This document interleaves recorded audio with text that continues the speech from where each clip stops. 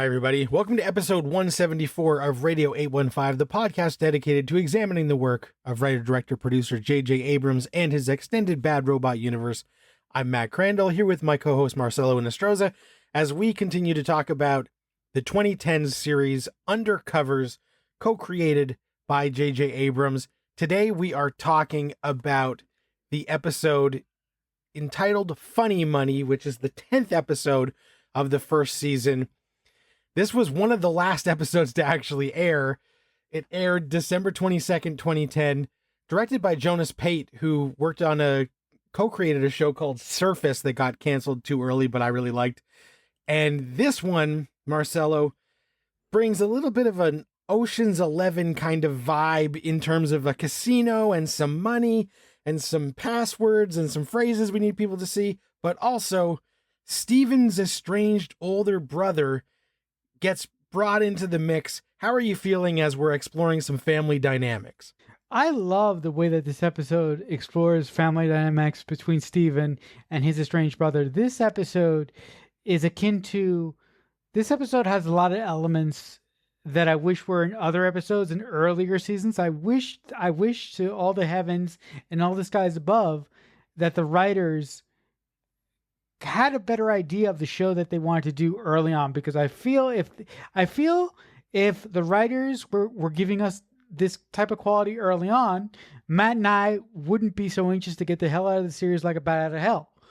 Cause I just love the brother sort of I love you but I hate you thing that Steven and his brother had going on in this episode. And the guy who plays Steven's brother plays General Swanwick in Man of Steel. He's a great character actor. He was on the blacklist too. I can't remember his name, but he's a great character actor. He's everywhere. Yeah, Harry Lennox.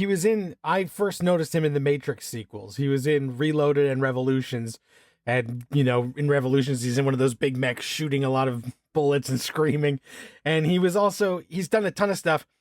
Notably, he did like an episode or two of Dollhouse, and another dude on this is from Dollhouse. Or at least that's where I first noticed him. He's gone on to do a ton of other stuff like Resident Alien and a bunch of other shows. Enver Jokoy or something. He's got a really, really weird name. He's also been on The Rookie. But he was the contact on the inside who was helping them do stuff with Steven's brother. So it was weird that we had, a couple Dollhouse alums in the hood. But I guess, Whedonverse TV people kind of just disperse everywhere after they make their appearance. Yeah, and if I'm not mistaken, wasn't this guy also in BSG? I would have to double check. He probably could have been. He could have been. He could have been. Yeah. No, and the other thing that I loved about this episode, for a couple weeks now, or for more than a couple weeks now, it's been hinted at that we're going to get a possible relationship between Samantha's sister and Leo. And we've seen in a couple episodes that Samantha's sister is hiding something from Samantha, that she has this secret that's been hanging over us for a couple episodes now. And in this episode, we find out what that secret is. And you know what? I am really, really happy where they took her character, because I thought they were going to go for the obvious thing, which is the relationship with Leo, which would have caused Matt and I to go, oh, really? Come on. But what they did with it was I thought it was lovely, and I thought that it really showed growth on the part of Samantha's sister. What did you think about that thing? Well, part of me thinks I'm mixed, because part of me is like, I'm glad that it wasn't her and Leo, but it is her and this drummer who she's going to kind of run away with. And I just kept thinking, are we pulling the ripcord on this character and we just want her to go away? Like, we're only 10 episodes in. Have they decided that this sister dynamic wasn't working and now she's going to turn down the chef job and she's going to go follow this guy that she's in love with that we've never heard of? So that was the only thing where I was like, what? I'm of the belief that they did that to this character after they knew they were canceled. I think whatever they wanted to do with this character, I think that her character had a bigger long game in mind. But when the writers found out that they were going to get the rug taken out from under them and they weren't going to get a chance to finish, I thought that they just wanted to round out her story in the best way that they could, and they came up with this at sort of like the last moment. Now, guys, I have nothing to back this up, absolutely no information whatsoever, but that's what I think. Well, and you might be right that that's what they are sort of doing so that we don't have to worry about her storyline or the restaurant in these final couple episodes that we're about to do. But also, I think that if they had gotten to do more, maybe we would find out that this drummer was actually some sort of Russian operative who seduced the sister to get intel on the Blooms, and maybe that would all come around again. So I wonder if that is where we're going, but it just seemed weird that like the Leo character, they just don't know what to do with half the time, where, you know, him and the sister have had this thing and they've been red herring us, where they're trying to make us think that they're together. And it's like, no, she's just confiding in him about her other boyfriend. And I'm like, what? This just seems like a strange choice, but also I am happy that the sister stood up to Samantha and said, like, I don't want the responsibility. I appreciate it, but I want to do my own thing and blaze my own trail of my own path. So I do think that in that moment, you are right about she has shown a lot of growth, and, you know, now that she's sober and getting her act together, I think that is all some good character development.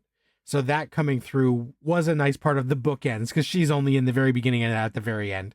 And that's typically how they do this before we go on our, you know, wild goose chase for some stolen plates that we're going to make counterfeit $100 bills or whatever it was. The other thing that I found interesting was you just mentioned it a couple moments ago. There's this part when the Blooms and Hoyt, they're on the big mission to recover these plates that somebody has stolen, and they're all sitting together at like this diner. And Steven, to his credit, mentions to Samantha that she's basically enabling her sister, and that she is like she's making her sister codependent. And the second after Steven says that, Samantha's like, "Ooh, I gotta call my sister just to make sure that she doesn't house it because Leo is there, and I don't want this thing to happen between Leo and my sister because ugh." So who do you think is more dependent on her on their sister being in the picture? Do you think that Sam is more dependent on her sister being around because she doesn't want her sister to get in trouble? She doesn't want her sister to fall out the wagon? Or do you think her sister is more dependent on Sam being in the picture? You are onto something here. I think it's probably 50-50, because the sister needs validation from Sam, and Sam likes to feel useful as like the older sister or whatever. But I don't think, you know, either of them really realize that that's what's going on. And so their power dynamics are interesting in relation to Steven and his brother, as we see in this episode, because Steven calls her out for being kind of codependent and enabling. And then we find out that his estranged brother, you know, they actually wish that they were more codependent. They wish that they had a better relationship, but they don't. And then it all stems from, it turns out, kind of jealousy, because the brother was never going to actually be able to be a field agent. And that's why he was really hard on Steven. And Steven kind of railed against it, not realizing that, you know, his own brother was kind of vicariously living through him. But that ended up coming out in a way that put a wedge between them and drew them further apart. But I did like that dynamic of Lizzie and Sam and Steven and his brother kind of were mirror opposites. Like there was a lot of different dynamics going on. And so that you are right that scene where Steven mentions that to Sam is definitely one of the keys of this whole episode. The relationship that Steven has with his brother, to me, is one of the best parts of this episode.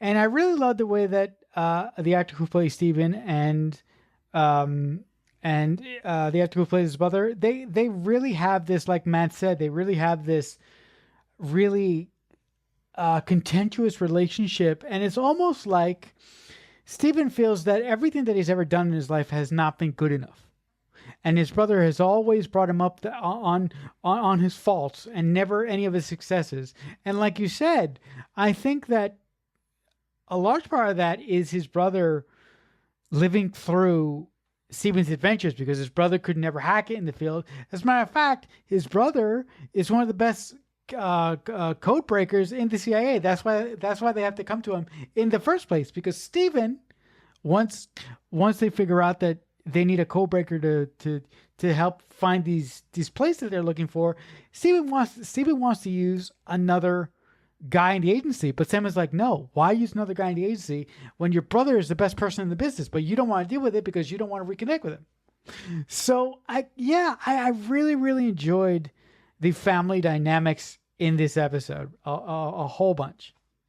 Yeah, I thought it was really good. And the other thing I really like is that then as they're tracking down these stolen plates, and they do have their inside man who lets them know how they're going to go about and the way they can get it, we find out that there's a very complicated security system, which of course every spy show needs a thing where you got to crack into a sophisticated security system with voice ID and a code that changes every whatever so many minutes. And I liked that we're at this casino. We have our magic chip. We need to lose the chip. The chip has to go into the vault. It has to be close enough to this thing. Then we need scary Croatian, Russian guy or whatever to say the magic words so that we can get him. And I thought that was all a lot of fun.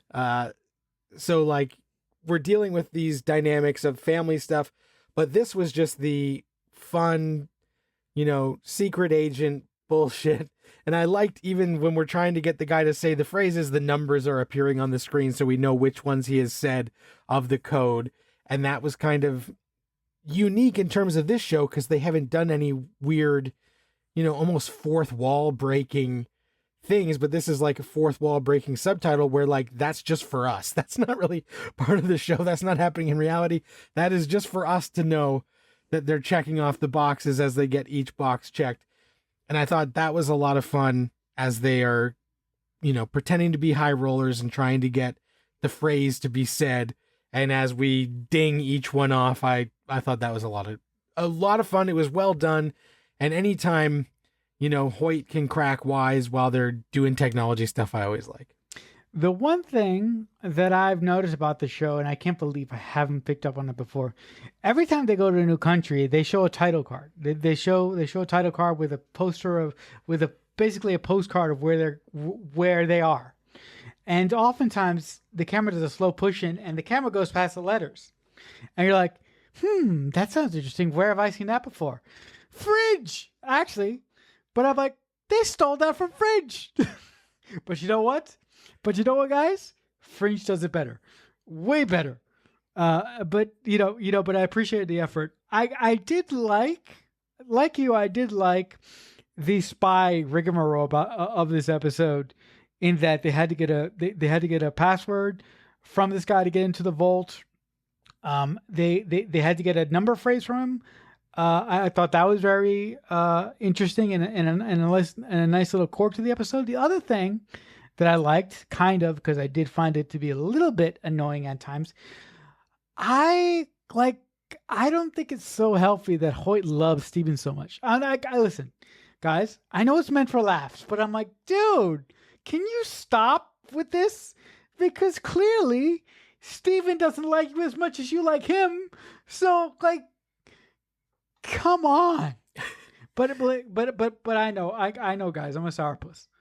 Well, I think it's one of those things that they built into the character, and now that we're 10 episodes in, they maybe could have dialed it down, partly because, when you meet your heroes, after a certain amount of time, they start to become real people and the myth fades away a bit. But so far for Hoyt, that hasn't happened. And so he still treats Steven like he's walking on water every time they're doing anything. And it is funny. But you would think that now that they have actually gone on so many missions together, that would start to come back down to earth, and maybe it would be a little bit less crazy. But I think that that's just kind of like his quirk that they're running with. And, whereas on Alias, Marshall got to be like super nerd and like hyper, and over time, we got to see more layers, and like he wasn't just a stereotype. They haven't had the time to transform Hoyt yet away from just this fanboy of Steven stereotype. We get a few moments where he comes around on Samantha, or he, does something funny that's not just fanboy-esque, but he really is like, I don't want to say one note, but like 1.5 note so far throughout this whole series. Do you think though, if the series would have progressed, do you think that Hoyt would have progressed as a character, or do you think they would have had this static version of him that says, "Oh my God, I love Mr. Bloom and I love his family and I'm just one note guy"? It's really tough to tell because, like we've said, the whole thesis of this show was, let's make a standalone episode show where you can just watch it, and if you didn't see all the others, who cares? It's just NBC Monday night at 10. You can just lie in bed and watch this show.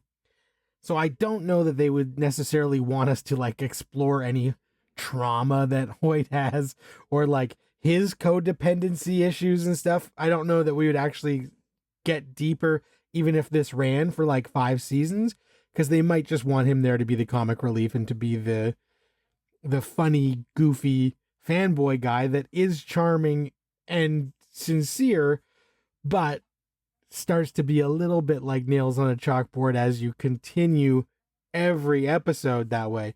But again, this show is such a weird thing where there was so much publicity about what they were trying to do, and then all of the criticism was like, you're doing the wrong thing, and then by the time they tried to do something else, it was too late. I'm so happy that you mentioned never when you meet your heroes, there's a point where you start to see the you start to see the person that you used to idolize as just a person, and sort of all that all that dust goes off of them. I was lucky enough to be in that same situation. I used to watch this YouTuber do a show with his YouTuber friend. I'm like, that guy just seems awesome. I would love to meet that guy one day. And lucky enough, I was brave enough to send him a message one day. And 3 years, where is it, 3 years now that we've been doing a show together? Yep, 3 years. Yeah. So guys, point of the lesson is, always meet your heroes. They might become your friends. But also to get back on the episode now, you mentioned that you liked the sort of dichotomy in between Sam and her sister. I really liked the dichotomy between this episode seemed to have a thing about siblings that I really enjoyed so much. You had the positive relationship going on with Sam and her sister. You had the relationship going on between Steven and his brother. But you also had this sort of riff in between the bad guy of this episode and his brother that ended up helping out our guys accomplish their mission. What do you think about the bad guy's sort of reaction once he finds out that his brother betrayed him and his brother is helping out the CIA to get back these plates? Yeah, it is interesting that this whole episode does have a ton of sibling stuff going on, because yeah, that was interesting, especially because, often in long running shows, there'll be some criminal organization and somebody's not feeling the love and they have to turn, but they handled it really well. And, having it be brothers who aren't quite seeing eye to eye on where things should go. And I do like that they even said like, oh, what happened to these people? And they're like, well, the one guy got arrested, but then he got let go because he helped us with this other thing. And so like, even though they foiled this plot, it's not like everybody got sentenced, got thrown in like the gulag and is never going to be seen again. Like criminals, even when betrayals happen, they can, change their plans to still stay slimy and criminal in other ways. But I thought that both of the actors who were the brothers are good character actors, and they do pop up in lots of different TV shows, usually as, luckily the one guy has transitioned a bit more to be a little either a hero or like half the time he plays douchebag now. So like when he was on The Rookie or when he was on Invasion, like he kind of plays douchebag pretty well. But then the other guy always plays the brother who wasn't working with the Blooms. That dude always plays like sneaky mob boss or Russian henchman or whatever. Everything that guy's in, he's just got a face that's extremely punchable. And so I thought that that worked, like great casting choice, because we like the brother who's helping the Blooms, and we're like, punch that rat face brother, get him out of here. Like, just let's move on. What did you think about sort of, I say it's the final scene between Sam and Lizzie. Oh my God, I remembered her name, guys.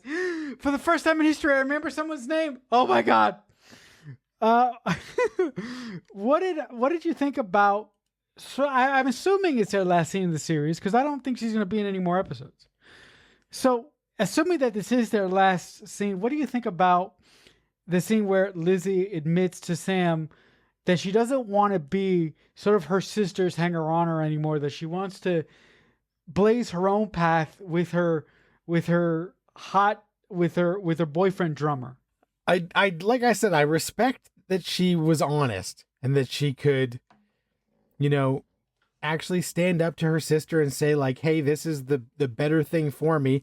And I'm curious to see if this is her last scene or if she's going to check in on the phone in one of these episodes. And that would only, like I said, I feel like they were laying groundwork that if they needed her to come back, if they got picked up or if something changed, then it would be like evil drummer boyfriend is actually evil drummer. So I feel like there was something they were laying track for. But if it is the last time we see her, I did appreciate that the sisters have a heart to heart. They kind of, Sam understands where Lizzie is coming from and doesn't feel the need to put her down, because it could have gone really bad. And it's not like a huge blow up fight. Like, she does kind of realize her sister has grown. It sucks that Leo was hanging around. Like, get that guy out of here. But other than that, it was a pretty nice scene. Yeah, I mean, listen, if there's one thing that I really love about the show that I feel the show hasn't done enough of is these emotional family beats that they're sort of getting towards at the end of the series, unfortunately. And I love the way Gugu emote anytime she has to do something emotional. I just love it. It is just fantastic, and it's unbelievable. It's unbelievable to me that this actress has not popped up in any other Bad Robot stuff except a awful movie. Yeah, we don't have to dive into the Cloverfield paradox just yet, but I do think, you know, Gugu has gone on to some good stuff, and the best part about this show is the leads. And so even though this episode had no mention of Kelvin, we still have not revisited that at all, even though 2 weeks ago it really seemed like we were going full steam into the stuff we've been waiting for.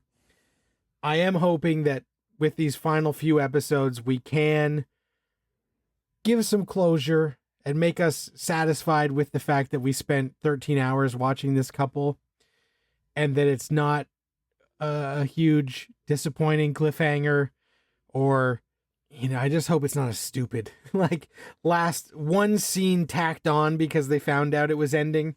I hope that we get something good that will make this whole watching of the unaired episodes that I've never seen worthwhile.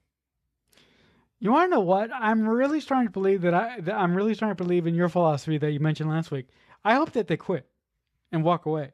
I think that would be a good ending. I think it would be like, and especially the 13 episode ending, then we would have had a way to get them back in if it got picked up. But I think they should be so offended or so pissed off at whatever is actually going on that they begrudgingly help but then quit. And we'll have to see if that's where we're headed, because we do have 3 episodes left. 11, 12, and 13. 12 and 13 never aired. I'm not sure if the next one if I saw it or not. I remember the brothers one, but I don't remember anything else. So I am interested to see it. If anybody is watching along, thanks so much. Watch episode 11 for next week. We appreciate that you're here. Like, follow, subscribe. You can get the podcast anywhere you get podcasts. You can go over to YouTube. We've got a YouTube channel that Marcelo takes care of. You can listen to the audio versions over there. You can share the videos. Go check that out. Marcelo's also doing some social media stuff. Marcelo, tell the people what's going on with that. Yeah, if you want to catch more of our stuff and you like social media like I do, we are also on Discord. If you want to add us over there, the link to our Discord channel will be in the description wherever you're watching this, whether it's the video version or whether it's the podcast version. The link to our Discord is down below. We also have a thriving Facebook group with a couple. More than a couple of loyal listeners. I hang out there from time to time talking about Bad Robot. We were talking about Lost a couple of weeks ago for random reason.